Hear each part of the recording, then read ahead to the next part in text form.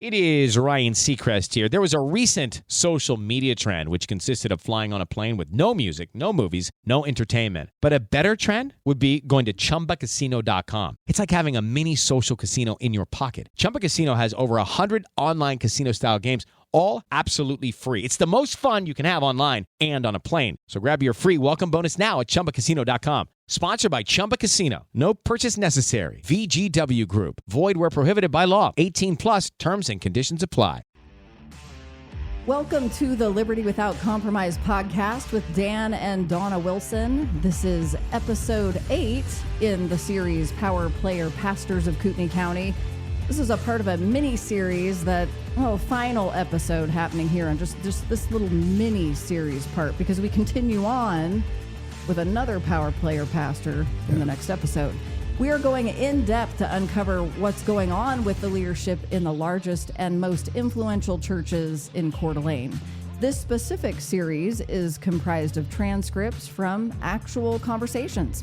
And now here is Dan Wilson to give a recap before we complete this mini series. Sorry for interrupting you. In our previous episode, we went over the pastor, again, saying that Dan didn't really do enough to get to him first because he's a very important person, very Christ-like behavior of his, by the way, and all the so-called rumors about Dan and his previous marriage and his current marriage and some of that gossip that he admits is rumor mill.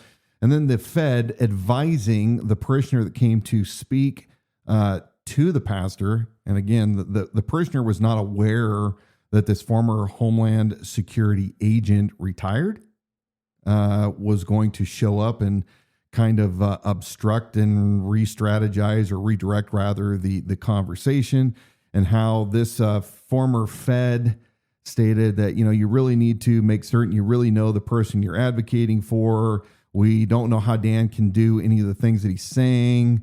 They just don't seem plausible. The fact that, they had tried to come and see for theirself exactly what Dan had to say, but just could never find the time. And I pointed out all the Fed's involvement with local law enforcement, churches, organizations, preparedness groups, doing agitator type of activity that we see from the Feds on a large scale, especially since before 2020. So that's kind of where we're at. We're going to wrap this up, and we find ourselves at the end of the conversation. This is episode 8. So those who have listened to all the other 7 episodes know that we've covered a lot. So this conversation is about ready to come to an end, but the pastor does what all good pastors do, and that is we're going to pray. So I'm going to pick up where they're wrapping down the conversation, and the pastor says, and by the way, for those that just may be tuning in, I'm reading the transcript from not only the pastor, but also the parishioner, and Dawna is reading the part of the former Fed. Pastor, can I pray? I hate to do this, but I have other people in the lobby right now and another crisis I need to go to. All right. Lord, thank you so much for parishioner. Thank you for the opportunity for us to have a conversation. I just pray that you would translate all of this information down to the grassroots of our hearts and our love for you, our love for each other, and our love for our community. Lord, I do pray for your blessing upon Dan Wilson and his wife and on every parishioner that he is working with, and your grace would rest upon them powerfully and mightily, Lord, that you would place him exactly where he needs to be in the healthiest possible position. And likewise, the same for Bob and for Susan. May your grace be upon them. And by all means, Lord, when there is need for adjustment in our persons, in our behaviors, in our attitudes, in our agendas, in our missions, do please, Lord, adjust us. We thank you. I want to bless all the people in the room today and use them well. Jesus. I'm always learning, but I'm that why person. Parishioner. Well, thank you for your time. Side note, if there is a debate or if there's anything that going on forward, if we get someone agreeable to moderate, can we contact you? Pastor. Of course. I'm not sure where it will go at this point, but I think that Open conversation is always healthy. I appreciate you, and I will say this. John Doe remains my very close friend, and I love him dearly. And then the former Fed jumps in and says, I have a nonprofit that supports law enforcement. And there's a person who's my fundraising coordinator, and I love them. And so again, I want to apologize for my tone of voice because sometimes I come off as a confrontational, but I am like, that's just me. I hope we have no hard feelings. I wasn't trying to attack you at all. Parishioner, well, I didn't feel that. I just didn't know who you were, and I didn't know what the intention was or who you were representing. Former Fed. I'm not representing anybody. I'm representing myself, just like Pastor said. He's got special deputies. He's got his own special deputy that tries to advise him on topics he doesn't have time to deal with. And with my background, like I said, I was in federal law enforcement for 30 years. I did 6.5 years at the AG's office over in Washington doing civil tort stuff. Last 15 years of my federal career, I did sex crimes against children. I've supervised groups that did immigration enforcement and sex crimes against children. So that means, and I kind of got involved in politics here a little bit. I was the president of the Republican Women for a while until it didn't align with what I could do. And I resigned in February. So that's my life. And I've actually have really wanted to sit down and talk with Dan, or even just to be able to do a Q&A kind of thing with him. But the only even I've ever been able to go, the only event where I was ever able to go was at the altar one night. It was the same night as Norris's kickoff party. And I went to the altar and I had to leave. First, he did this long video of him going to the border, and then he got up and started to speak, and I wasn't able to stay because I had another appointment, and so I didn't get to ask him any questions. And all the other events he's had, I've had something else, like the one up at Hayden Library. My nonprofit had to be at the something. I had to be down there. Yeah, I just have never had an opportunity to be able to ask the questions that I have. I can't find answers to on his website or in his podcast or anything like that. So yeah. And it's hard to beat an incumbent too. It really is hard to beat an incumbent. Parishioner, well, I admire him to be coming forward against that. Sure. We'll see what happens. Thank you for your time. I know you're busy. And then the Fed says, well, I've got to be busy. I don't want to just sit at home and waste away. I'm glad that I'm no longer in law enforcement because this country just makes it so difficult to do that. So underappreciated. And that's why I started the nonprofit, because we wanted to show the guys and girls that serve on the street, they should have nothing to do with politics or policy. They're out there putting their lives on the line, and it shouldn't be what your political affiliation is. You should still, as long as they're doing the best they can and not violating people's rights, they should be supported. I agree. I'm sure we'll run into each other again. Well, it's hard when there's so many services at church. That concludes the transcripts from the videos that were taken by a parishioner who was concerned that the pastor, who they understood to be quite conservative and have a certain guideline and set of rules and beliefs, was not making any effort to get together with Dan Wilson. And there was a conversation that initially took place on the phone, which we went over earlier, and then finally an in-person meeting where this former federal agent arrived without the knowledge of the parishioner who came to speak with the pastor, was confused. We're going to break down a few things here. In the beginning, they're like, okay, let me just establish who are you? The Fed, after how many times talking down to the parishioner, you're just a young individual that doesn't really know much about, but here, let me give you some advice. Know your sources. Are they credible? Put footnotes down. Of course, these same hypocrites don't do anything compared to, or, that aligns with what they're telling this person to do. Right? They're not citing any of their sources when they're running their mouths, whether they're following the Kootenai Journal or North Idaho News or the Kootenai County Spectator. But this individual likes to say, well, I want to apologize. Remember, this person was federal law enforcement or law enforcement for 30 years. They understand interview technique. Mm-hmm. Never forget that professional law enforcement that operated in capacity as special agents, they know how to interview people.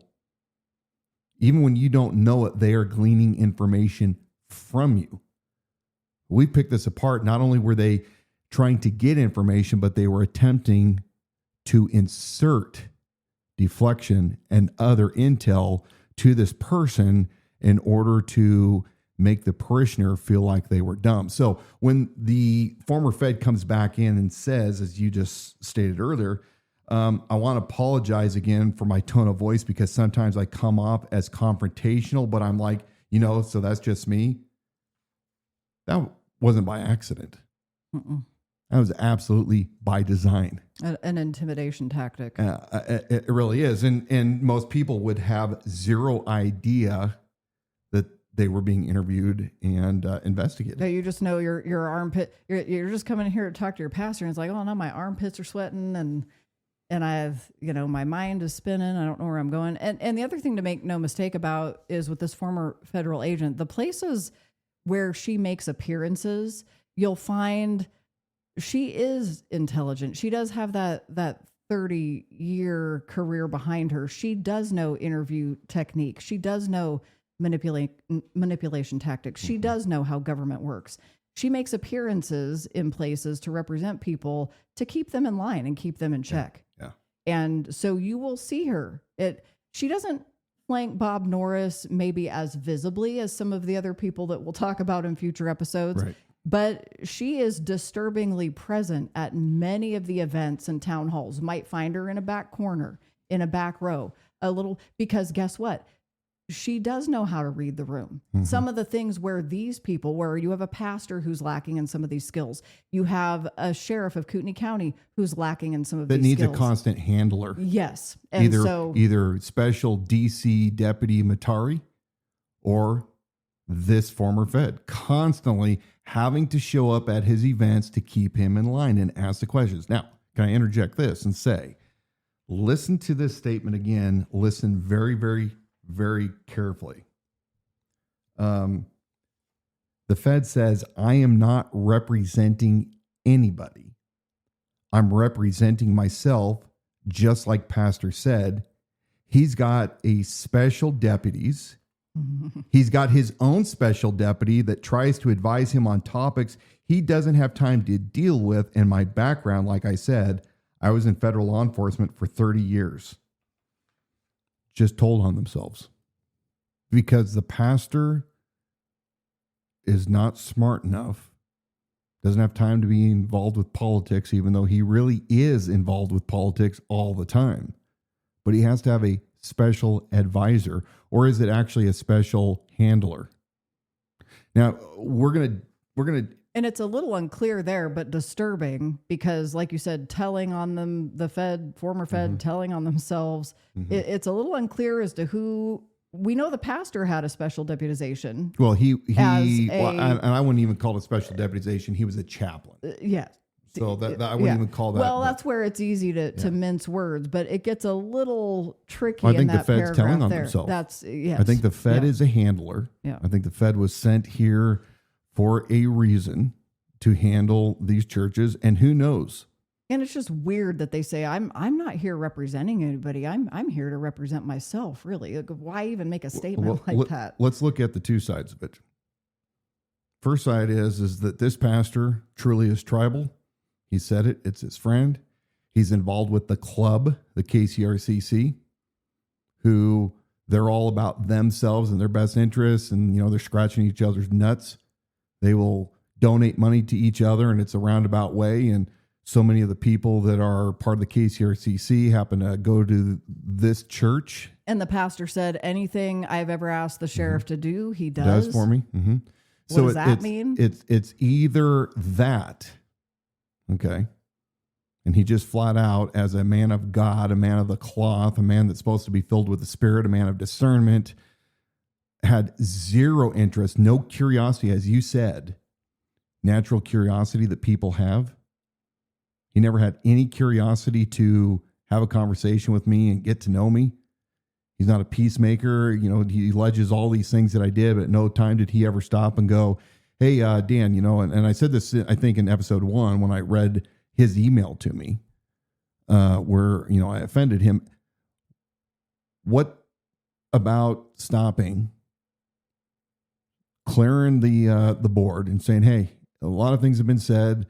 I would actually like to have an ability to go to square one and have a conversation with you, sit down with coffee or lunch, and you can come by my office or whatever, and I'd like to talk with you. But he didn't. No, and because that natural curiosity is what is normal. That is what we are born with. So when that goes away, it's that happens for a reason. It's because somebody is telling you what you can or can't do, or because of, in whichever way you're bought out, you just know that's not an option. So that is one possibility. The second possibility is that he's being leveraged by somebody. Homeland Security, other federal agencies, maybe local. We don't know.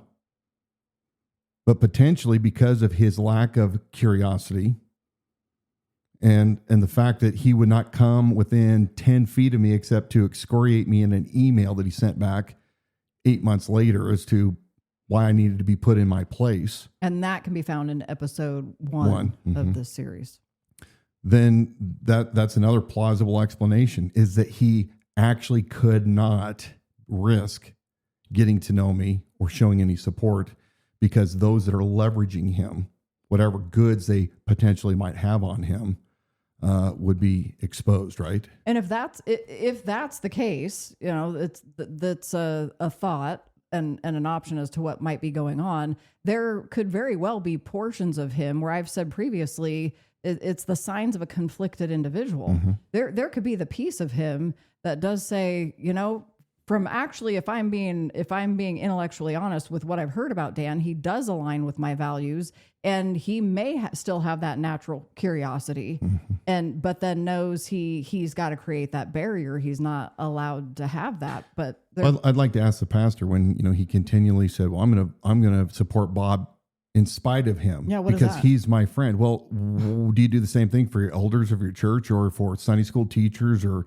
any small group leaders? And the highest elected position in the county. Do you say, well, you know what, this elder doesn't meet any of the requirements found in Scripture for the role of an elder in his conduct, but you know what? In spite of him, he's my friend. He's my friend. Yeah, we have Johnny Lowe man over here that says everything that I believe in, but he's called out some people and said some things to people that hurt their feelings when he was telling them that they were doing wrong. And you know what? I'm scared of him, but I'm going to put my friend who has unruly children, that has slept around on his wife and all these other bad things, because he's my friend. Doesn't make sense, does it? None of this makes sense. We had so many of his parishioners that came up and supported us. And I got tired of having to have the conversation with them.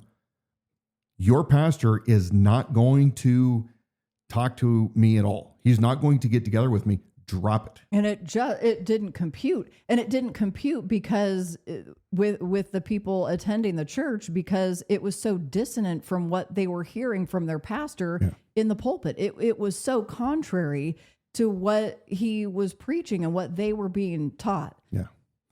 So they had a very hard time dropping it, even though you instinctively knew, you already knew what the end result of that was going to be. And those that were the source of the transcripts, the videos, went on their own. In fact, you and I had a conversation saying, look, just leave it alone. I mean, it's not worth it to me. I've moved on. I told several people in my campaign early on, when I knew that this pastor was never going to talk to me in any fashion, I was done I'm not going to continue to pursue somebody that can't have basic decency to make time to talk with me. That's a clue. I was a cop. I'm a businessman. I got common sense. I understand it. But you note that in his earlier statements, he says, well, I have a lot of good people here that support Dan. And I'm like, great, you do you. Mm-hmm. I want everybody to keep it to themselves, and I don't want my church divided. And yet, right before the election, he comes out and he says, well, I voted for Bob Norris. Right. I want to know again, is that a violation of your tax exempt status? Because I think it could be argued that if you come out and even state who you supported right before an election, not after, but before, I don't know why that can't be construed as an endorsement from a pastor in a church, a multi-million-dollar church that has a big campus, another auxiliary campus next door, big budgets. Why in the world would that not be considered a violation of your so-called church and state exemption, the 501c3, the rules for your tax exempt status? We know that there are a lot of people that have heard the story and have signaled to us they're not going there anymore. They're so disgusted by and sickened by what they have heard, even through these episodes that have aired. We know that. So I think that there's a lot more going on than what we realize. I would strongly caution my friends, my brothers and sisters in Christ that are attending some of these big churches. You need to make certain that you're not being set up by the feds or other actors who are in there manipulating your congregation, those that are in power. You have to be discerned. Let me restate that. You have to have discernment from the Spirit, because the Spirit is the only person that can give you, the only entity rather, that can give you the ability to see through the lies. And I think some other practical questions you can ask yourself are, what are some of the extracurricular meetings and activities that are taking place around campus? Who are the people who are hosting specific events? Are all of those events being hosted on campus? Is the pastor made aware of every single one of those? And what is the line between somebody coming in, a group coming in and being allowed to host some sort of political style event in the building and then say, well, but however, the church doesn't share the views with this political party or this group of people? But just pay attention to what's happening on campus and those people who you may see being involved in multiple types of areas, supporting church leadership and becoming or having been influential in the church. Just keep your eyes open. Yeah. Pay attention. It doesn't mean run for the hills right now, but pay attention. And as Dan said, allow a spirit of listen. If you feel a prick in your conscience, don't disregard that. It's discernment from the Holy Spirit, and you need to pay attention to that. I have upset a lot of people in the past year because they found our former podcast, The Unspoken, in an episode where I talked about when I was in Washington State, even though they continually tried to say it was about Kootenai County in Idaho, but a conversation of a local megachurch whose pastors were meeting together one morning down at the local Starbucks, talking very loudly about what they were doing, and I couldn't help but overhear it. And they were talking about manipulating, bringing on a special employee on a staff that's job was to literally go to every small group and manipulate them, by their own words, into giving to this new building fund, this new expansion that they wanted. And I got a lot of crap from it from the beginning, and I am not sorry. I'm not sorry for any of my statements. If you market Jesus Christ, if you try to make the church a business, I am your enemy. There is no middle ground for me. And I had many people like Melanie Herman, whose husband Todd Herman, who used to fill in for Rush Limbaugh, who lived in Seattle and is now living in North Idaho, was really offended by me saying that and continually attempted to smear me and lie and to bend what I was talking about. I've made a lot of people in churches upset, and I don't care. I'm saying what I'm saying because I know it to be the truth.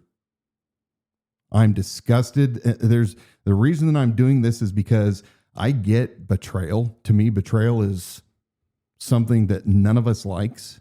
But when it comes from the very body of Christ, those that claim that they're part of Christ, they're supposed to be your safe place, the place that holds you accountable and lifts you up and encourages you and has your back.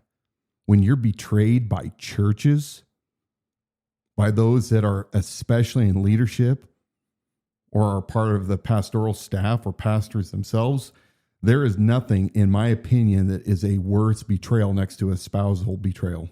Well, and that's why we have people involved with our campaign who wanted to go before their pastor, message him, have conversations, emails, phone calls.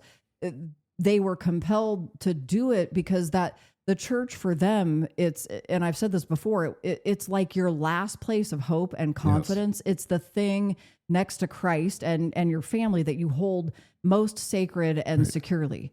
And it was for them to understand my pastor is not being truthful with me and something is being hidden here. I need to find out what it is. And then stepping into this needs to be exposed. They, each and every one of the people attending this church, understanding this, had to go through a process of grieving. Mm-hmm. And so like when Dan says, if I'm exposing garbage coming out of the church, I don't care.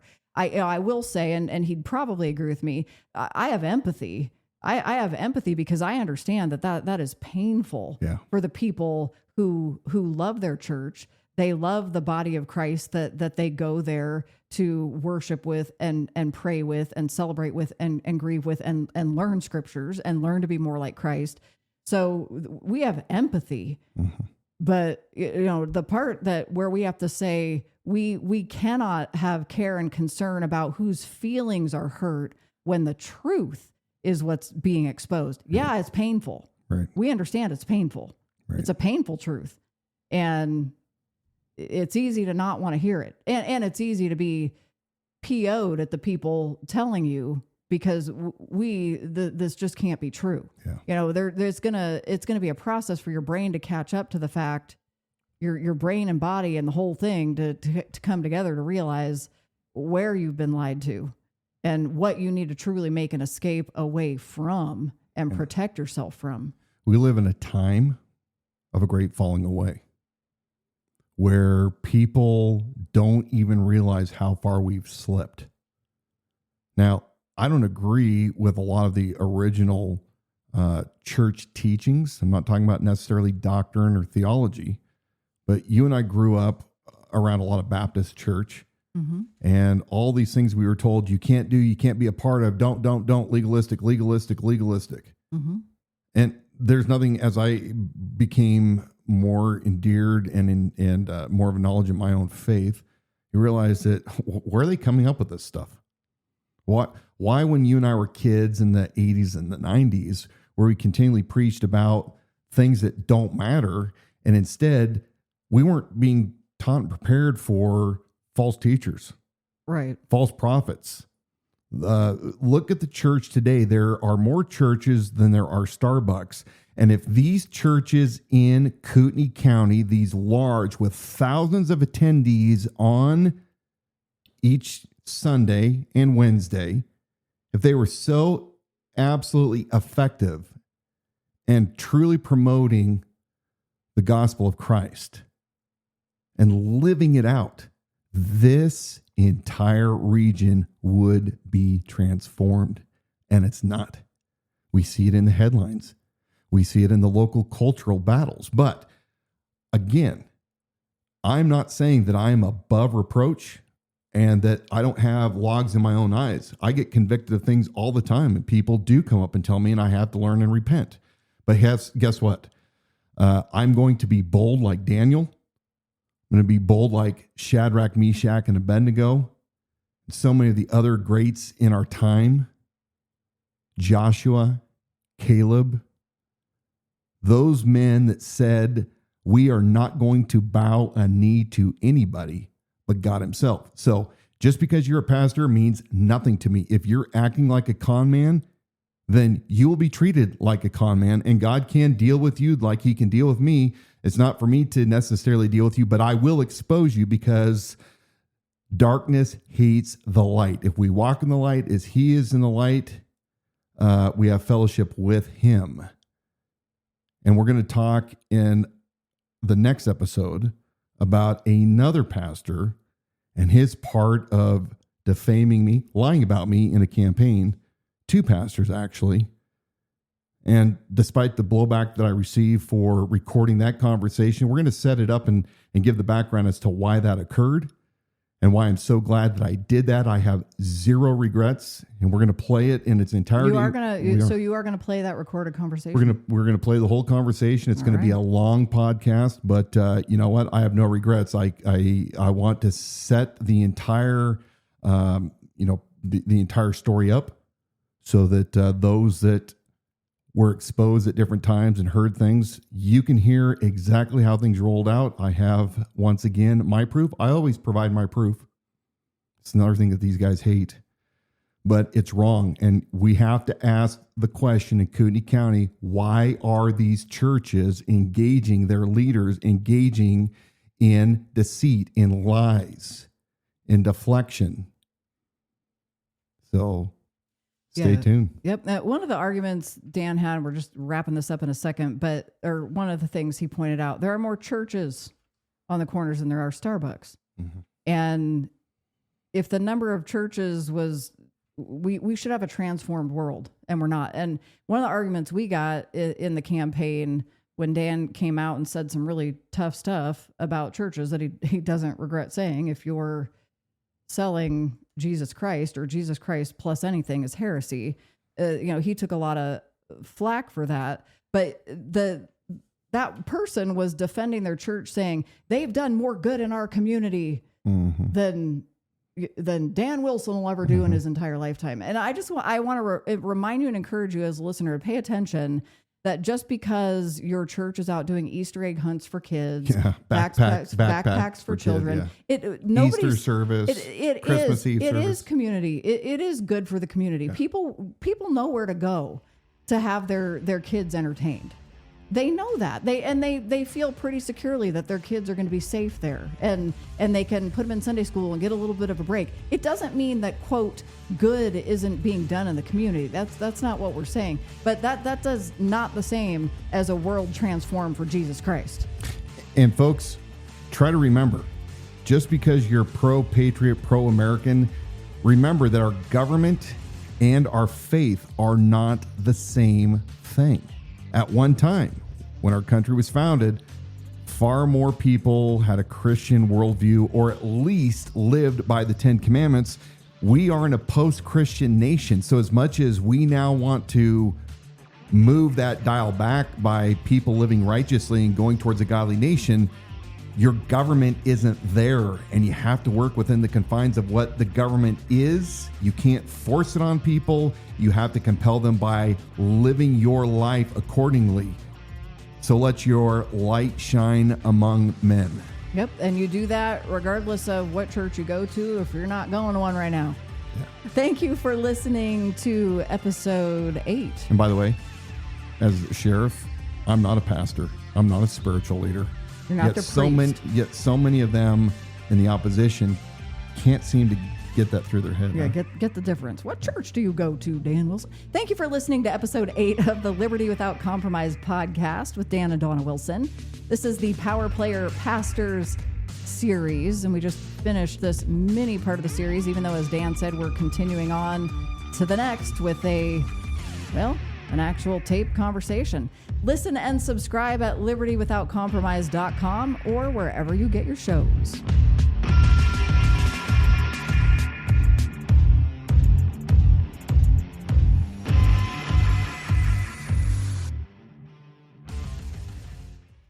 ET Ryan Seacrest here. People always say it's good to unwind, but that's easier said than done. The exception, Chumba Casino. They actually make it easier done than said, or at least the same. Chumba Casino is an online social casino with hundreds of casino-style games like slots and blackjack. Play for fun. Play for free for your chance to redeem some serious prizes. Sign up now and collect your free welcome bonus at ChumbaCasino.com. Sponsored by Chumba Casino. No purchase necessary. VGW Group. Void where prohibited by law. 18 plus terms and conditions apply.